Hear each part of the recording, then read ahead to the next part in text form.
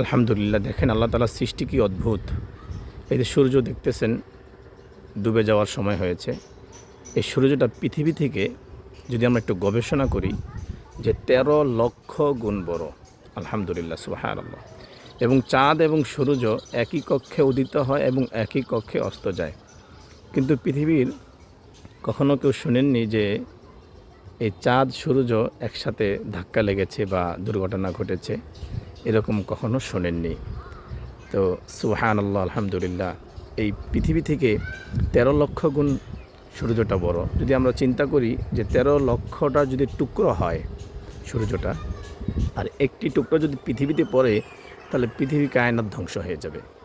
তা আল্লাহ তাআলা এই জন্য তো বলেছেন, ইন্না ফি খালকিস সামাওয়াতি ওয়াল আরদি ওয়াখতিলাফিল লাইল ওয়ান নাহারি লাআয়াতিল লিউলিল আলবাব।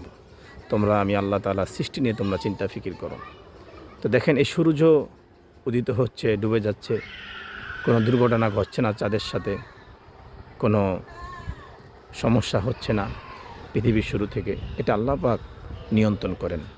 আল্লাহ পাক এই পৃথিবীর সব কিছু আল্লাহ তাআলা নিয়ন্ত্রণ করেন। এগুলো যদি আমরা একটু চিন্তা করি, আল্লাহ রাব্বুল আলামিন আমাদেরকে বেশি বেশি আল্লাহ তাআলার সৃষ্টি নিয়ে চিন্তা ফিকির করার তৌফিক দান করেন।